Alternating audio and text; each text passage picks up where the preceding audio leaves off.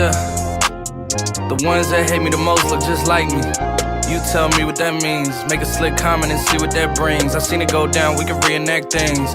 Extreme like BMXing. These boys pussy and they PMSing. People in will you stop your goddamn dancing? First of all, Tyler Hero sucks. The Miami Heat are not going anywhere, and Lakers are winning in 5. You stupid jack.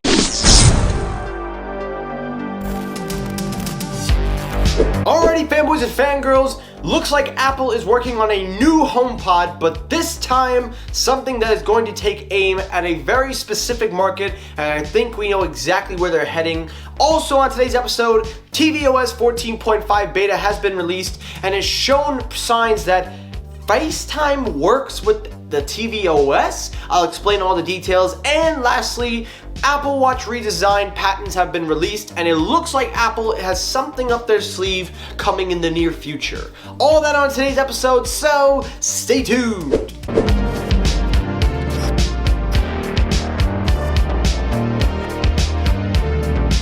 YouTube, what's poppin'? Michael here. Welcome back to Technoid. I hope you're doing well. I hope you all are staying safe. Now again today, guys, today's episode is going to only be 3 stories and 3 stories long, but they are filled with a lot of details, so I hope you can stay through, and I hope you enjoy that little skit in the beginning. I'll be doing more and more of them as we approach the summer, and a lot more time for me to be more creative and productive.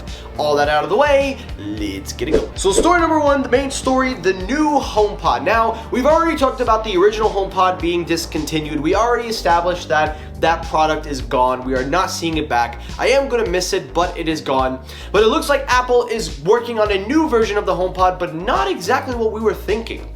According to Mac Rumors, Apple is reportedly working on a brand new speaker with a screen and camera. Now this obviously is going to take aim at the Google Nest Hub Max. It looks like the HomePod Max, if that's the name they're going for, it will basically be very similar to the Nest Hub Max. It will be equipped with a nice touch screen that can be controlled with, of course, Siri. It will have support for FaceTime audio. It will have great audio, according to the rumors. It doesn't exactly explain what kind of OS it's going to be running. A lot of people are speculating it will probably be a tvOS version, hence the reason why tvOS supports FaceTime, because as you know, HomePod updates are running on tvOS except for the HomePod Mini that's on a different OS platform. But taking a look further at the rumors, it does go in and say that the HomePod Max, they're dubbing this the HomePod Max, will basically be very similar to FaceTime video callings with HomeKit integration. It will also have very good built-in security measures if you want to have a smart house with security features. And finally, this new HomePod Max with screen and camera will also be equipped with high-end quality audio. Now again, this is just a report. This is not something that we can definitively say Apple is doing, but we can back this claim up because this comes from the one and only Mark Gurman, who is very reliable in some areas. I say some areas because sometimes a little bit off, but he is mostly reliable, and he briefly mentioned it, so it's something in a development stage. Now here's the thing. While I don't see Apple doing this anytime soon, I gotta be honest, this is a product that Apple must make. They must make this product because first of all, the HomePod Mini is selling very well, so they're capitalizing. They finally have realized that they need to capitalize on the Mini's success, but they also have to capitalize on the market share that they are finally starting to grab because of the HomePod Mini. Now you only have the HomePod Mini in your lineup. Now you need to start developing newer HomePods. Now of course you can make a smaller version of the original HomePod, not a mini version, but one with maybe 2 tweeters instead of 7, of course. Maybe make a new version like the HomePod Max, which is being dubbed again.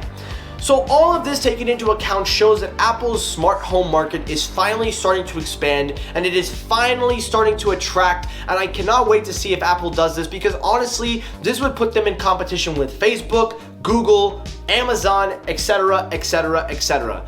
Now, the whole tvOS and FaceTime, we're going to talk about that in the next story, but real quick to round up, they did say that Siri would get a revamp as this touchscreen would be enabled, and it will be very different from the iPad as it will not have app support, but it will have support for watching multimedia, etc. So again, I will be updating you on this story, and I will update you throughout the week or any time of the month if I hear anything about this quote-unquote HomePod Max. So keep it tuned into Technoid for more more updates. Alrighty, story number 2. Let's talk about that tvOS 14.5. Now, Apple TV has been one of those products that people have been begging Apple to make a refresh. And it looks like we might be seeing some hints because according to tvOS 14.5 beta teases a revamped Siri remote and FaceTime support. Now again, this ties into the HomePod because as you know, again, the HomePod's base firmware is tvOS.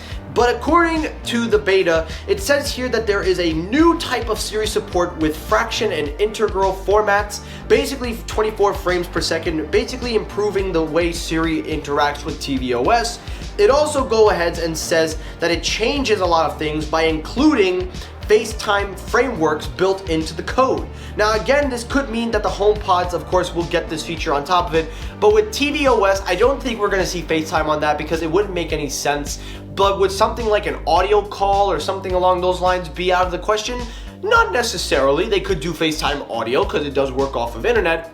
But tvOS 14.5 also shapes at a brand new controller. Now, a lot of people have hated the Apple TV controller, so taking a look at this new TV button, home button, or whatever they're calling this, it looks like we might be seeing a revamped Apple TV. Now again, how can you base this off of just a remote? Well, taking a look further at prior news that I have covered in the past about Apple expressing interest and also rumors starting to ramp up again like every other day, I think the time has come for Apple to finally revamp the Apple TV, and I think the time has come now. So Apple, let's get the ball rolling. Let's get a new Apple TV. I don't care how much it is. I don't care what size it is. Just make a new Apple TV and let's be on our merry way. And last story, let's talk about the revamped Apple Watch. Now, the revamped Apple Watch is again just a patent design. This is not an actual official thing happening. But taking a look at the patent, it looks like Apple is working or trying to patent a new integrated display that bends and stretches and moves with a smartwatch band. Now, this technology is very familiar to a very funny but yet questionable meme on the internet a couple years back about that woman, which the voice was really weird, no offense, and then that weird dude in the background going, where basically you can wear your phone on your wrist, which was kind of stupid. But this is kind of similar to what Apple wants to do. The screen and the watch would all be integrated into one piece, and it would be a flexible OLED, and being able to wear it and have more screen on your wrist would give more. Now, the design does show a circular base, so it looks like Apple may finally pull the trigger on going on a circular base for the Apple Watch, although I don't see that happening anytime soon. But the last thing to take a look at this is that the watch would also be personalized. You could also get customizable bands that will work inherent with this screen. Now again, this is just a patent. This is not a real thing happening, but a flexible wraparound display, that is something very, very intriguing. And I honestly think if Apple pulled this off, that would be one of the best redesigns on a smartwatch. Now, of course, that foldable phone was stupid back then, but in today's society, of course, wouldn't you believe that? Batman, you know, sorry, Justice League reference.